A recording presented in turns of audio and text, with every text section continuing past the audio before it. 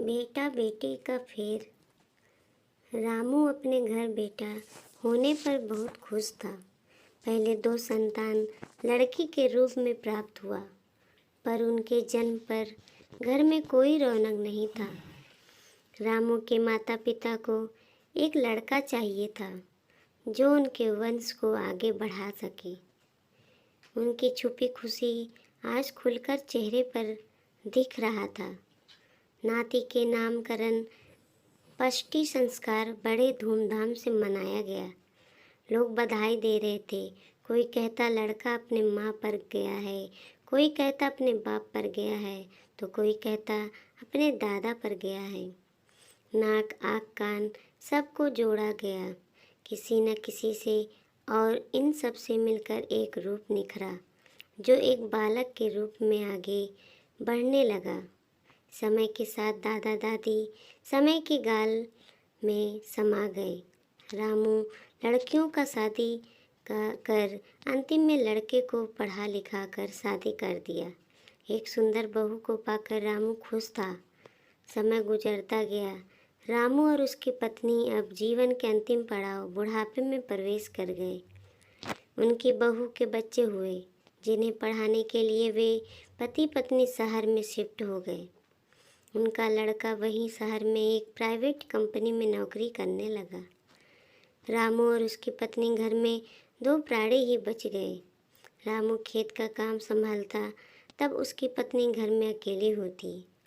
दिन महीने साल गुजरते गए। अब दोनों का शरीर थक चुका था। खेत को उसके बेटे ने बच्चों के पढ़ाई खर्च के लिए गिरवी रख दिया, जिस कारण बाप बेटे में झगड़ा हो गया और उसका बेटा ने गांव आना बंद कर दिया। रामू के दोनों बेटियों महीने 4 महीने में हाल चाल पूछने आ जाया करती। उन्होंने अपने भाई को समझाने की कोशिश भी किया, पर वह माँ बाप को साथ ले जाने को तैयार नहीं हुआ। इसी बीच वह गांव आया एवं खेत को बेचने के बाद गांव में फैलाई ताकि लेने वाले उससे संपर्क कर सके।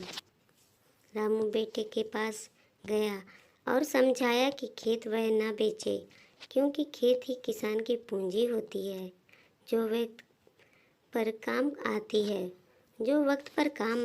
पर उसके बेटा राजी ना हुआ। उसे डर था कि रामू के देहांत के बाद उसके दोनों बहनों का नाम भी खेत के पट्टे पर चढ़ जाएगा और वो हिस्सेदार बन जाएंगे और बंटवारा मांगेंगी। रामू कुछ न कहा। वापस आकर वह उस खुशी को याद किया जब उसके पैदा होने पर और लड़कियों के पैदा होने पर अनुभव किया था। क्या लड़के का हक सिर्फ ज़मीन हथियाने तक ही होता है? क्या बूढ़े माँ बाप का सहारा बनने का फ़र्ज उनका नहीं? रामू का सोच चिंता में बदल गया और वह बीमार पड़ गया।